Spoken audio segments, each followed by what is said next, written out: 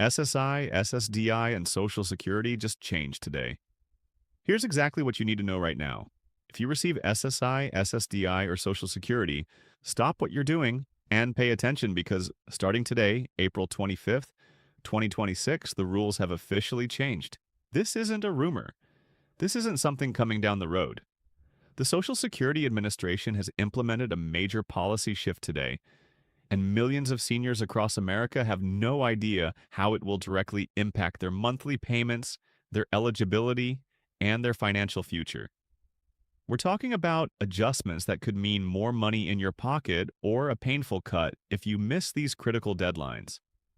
Whether you're already collecting benefits or planning to apply soon, this affects you personally.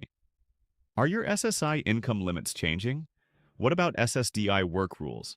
And what does this mean for your Social Security check starting this month? These are the exact questions we're going to answer clearly, simply in plain English. No confusing government jargon, no runaround. I've broken everything down step by step so you know exactly where you stand, what's changing, and most importantly, what you need to do right now to protect your benefits. Let's get started. What's actually happening right now? The Social Security Administration, SSA, has rolled out a series of changes that take effect starting today, April 25th, 2026. These are not minor tweaks. These are significant adjustments across three of the most important benefit programs in the country: Supplemental Security Income, SSI, Social Security Disability Insurance, SSDI, regular Social Security retirement benefits. All three programs are seeing changes at the same time, and that's what makes this particular moment so critical for so many Americans. Let's start with SSI because this is the program that affects some of the most vulnerable people in our country. SSI changes. What you need to know. SSI is a needs-based program, which means it's not based on how long you worked or how much you paid into Social Security. It's based on your financial situation right now. And for years, for decades, honestly, the rules around SSI have been incredibly rigid and in many cases, incredibly unfair. One of the biggest complaints from SSI recipients has always been the A resource limits. Up until very recently, if you had more than O2000 ACT in the bank, just $2,000, you could be cut off from SSI entirely. If you were a couple, that limit was the $3,000. Think about that for a moment. In today's world where a single unexpected medical bill, a car repair, or a home emergency can cost thousands of dollars, the SSA was essentially telling people on SSI that they could not save any money. Not a penny beyond that tiny limit. If you did save money, if you tried to build even a small cushion for emergencies, you could lose your benefits. That's not a system designed to help people thrive. That's a system designed to keep people exactly where they are. Well, the good news, and I do mean genuinely good news, is that this is changing. The SSA has been under enormous pressure from advocates, lawmakers, and families across the country to modernize these outdated rules. And while we're still waiting on full legislative reform, the agency has taken administrative steps to update how certain things are counted and treated under SSI. This means more flexibility for recipients when it comes to what counts against your resource limit. And there are important new interpretations about how certain types of income are treated as well. Now, I want to be very clear here so there's no confusion. The base federal SSI payment rate has also seen an adjustment. As of this year, the maximum federal SSI benefit for an individual is now $943 per month. For a couple where both individuals qualify, that figure rises to $1,315 per month. These numbers reflect the cost of living adjustment COLA that the SSA applies each year. Now, I know what some of you are thinking. $943 a month is not a lot of money, and you're absolutely right. It's not enough, but it is more than it was before. And combined with the other rule changes happening right now, the overall picture for SSI recipients is somewhat better today than it was yesterday. One of the most significant updates involves how the SSA counts what they call in support and maintenance. This is a term that has caused enormous confusion and hardship for SSI recipients for many years. In support and maintenance refers to things like food and shelter that someone else provides for you. If a family member lets you live with them or helps pay for your groceries, the SSA used to reduce your SSI benefit because of it. They essentially penalized you for having family support. That always struck people as deeply wrong. The idea that getting help from your loved ones would reduce your government benefits. Under the updated rules, the treatment of in-yen support is being streamlined, and in many cases, this is going to mean that certain types of family support no longer trigger those reductions the way they used to. This is a real meaningful change for people who rely on family members to help them stay afloat. Descend SSDI changes work rules and substantial gainful activity. Now let's talk about SSDI, Social Security Disability Insurance. This program works very differently from SSI. SSDI is an earned benefit, meaning you have to have worked and paid Social Security taxes for a certain amount of time in order to qualify.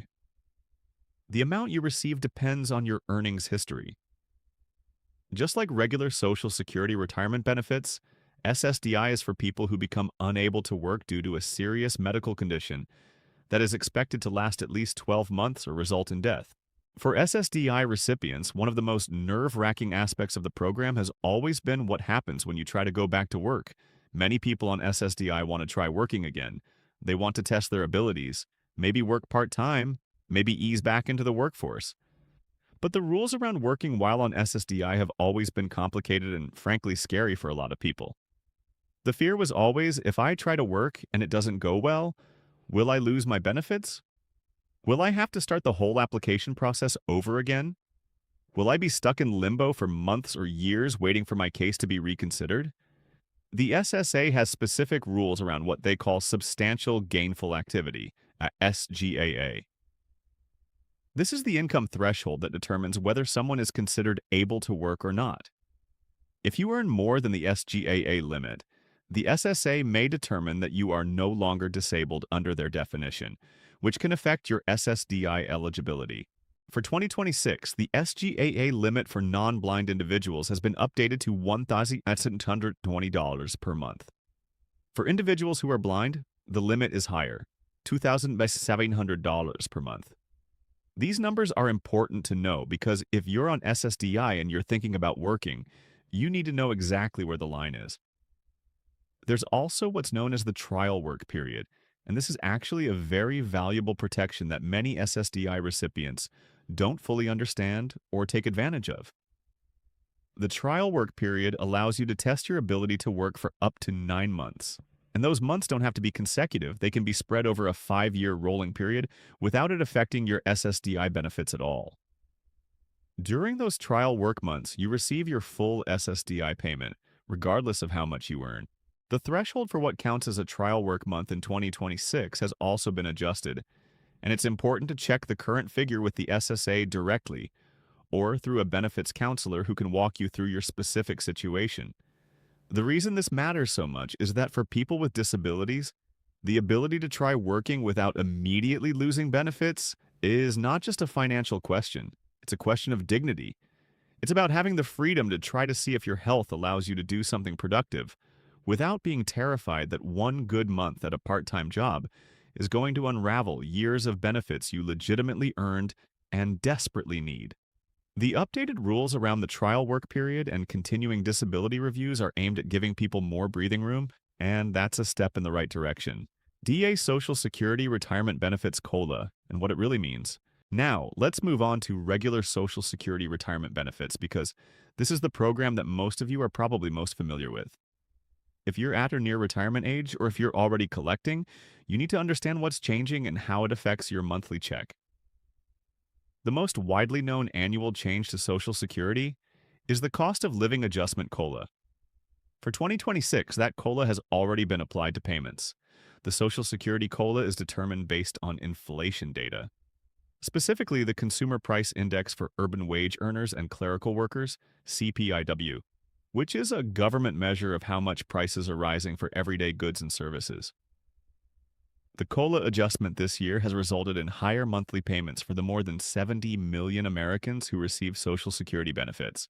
While the exact dollar amount varies depending on your benefit level, the average Social Security retirement benefit has now crossed into new territory, giving retirees a bit more purchasing power to deal with the ongoing pressures of inflation on groceries, utilities, and healthcare. But here's something that a lot of people overlook when we talk about Social Security changes, and I really want you to pay attention to this part. The COLA increase is great. More money each month is always welcome. But there are other factors that can eat into that increase very quickly. The biggest one is Medicare Part B premiums.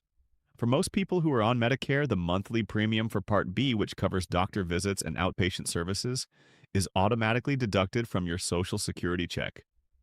If that premium goes up at the same time your Social Security goes up, some or even all of your COLA increase can disappear right before your eyes. So when you open your statement and see that your payment went up, you want to make sure you also look at what's being deducted.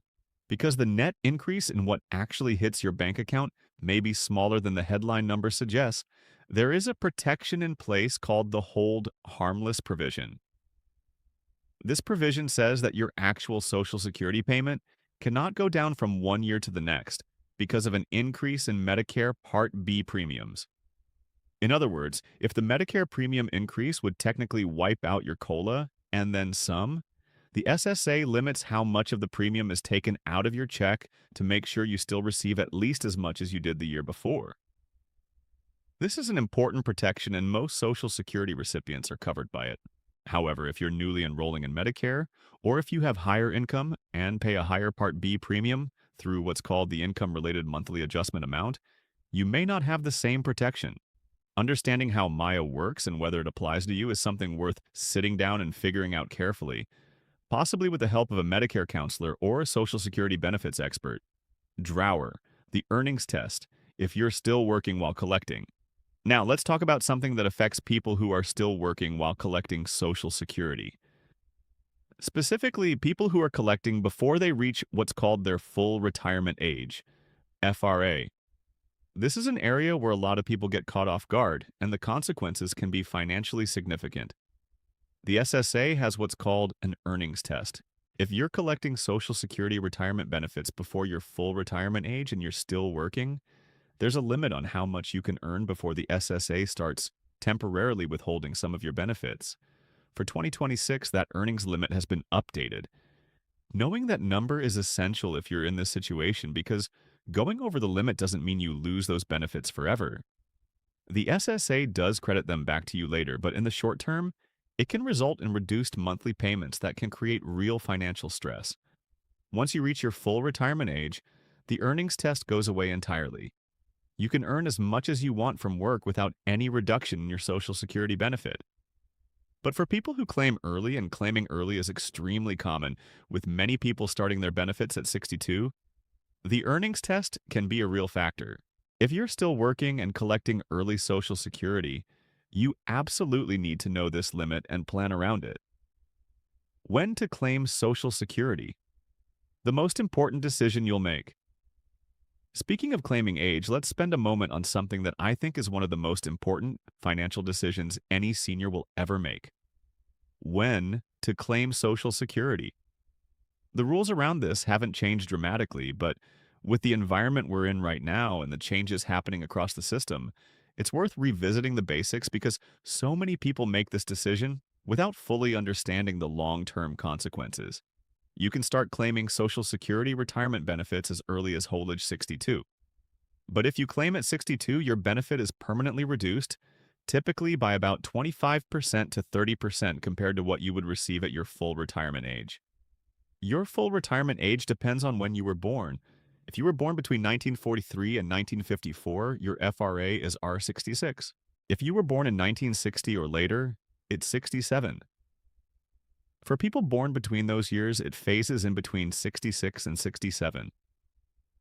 On the other end, if you delay claiming beyond your full retirement age, your benefit grows by about 8% for each year you wait.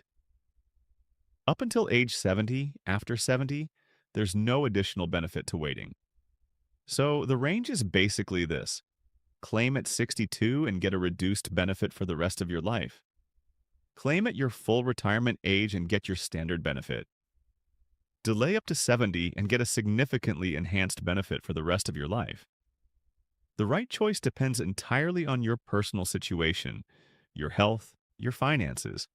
whether you have a spouse whose benefits are also being considered, and how you think about risk. There's no single right answer, but there are a lot of wrong answers that come from not understanding the trade-offs. It's spousal and survivor benefits. Don't leave money on the table. Let's also talk about something that often gets overlooked when people discuss Social Security. Spousal and survivor benefits. These are hugely important, especially for older women who may have spent significant portions of their lives as caregivers rather than in the paid workforce, and who may have lower earnings records as a result. If you're married, you may be entitled to a cane spousal benefit based on your spouse's earnings record up to 50% of their full retirement age benefit if that's higher than what you would receive on your own record. You don't have to have worked for decades to get this benefit. What matters is your spouse's work history, and if your spouse passes away, you may be entitled to a survivor benefit, up to 100% of what your spouse was receiving. This is one of the most valuable protections in the entire Social Security system. And yet, many widows and widowers don't claim it correctly or don't understand all the rules around it. The timing of when you claim survivor benefits relative to your own retirement benefits can make a significant difference in your lifetime income. This is another area where getting personalized advice, whether from the SSA directly or from an independent benefits counselor, can genuinely pay off in the long run. For divorced individuals, there are also rules that may allow you to claim benefits based on your ex-spouse's record, even if they've remarried. The general rule is that your marriage must have lasted at least 10 years and you must currently be unmarried. If those conditions are met, you may be entitled to spousal or survivor benefits based on your ex's record without it affecting what they receive in any way. Many divorced seniors, especially women, don't realize this benefit exists, and they leave significant money on the table as a result. Protecting yourself from Social Security scams. One more thing I want to mention, and this cannot be overstated. Please be aware of these Social Security scams. They are everywhere right now, and they're getting more sophisticated every year. Scammers will call you, email you, or even text you pretending to be from the SSA. They'll tell you your Social Security number has been suspended, that there's a problem with your benefits, that you owe money, or that you need to verify your information. None of that is how the real SSA operates. The SSA will never call you out of the blue to demand payment or threaten you with arrest. They will never ask you to pay with gift cards or wire transfers. If you receive a suspicious communication claiming to be from Social Security, do not engage with it. Hang up the phone, delete the email. If you're worried, call the SSA directly at their official number. Protecting yourself from scams is just as important as understanding your benefits, because scammers specifically target seniors and specifically target people who depend on these programs. Final thoughts. Here's what I want you to take away from everything we've discussed today. The Social Security system, as imperfect as it is, represents decades of work and contributions from you and from the people before you.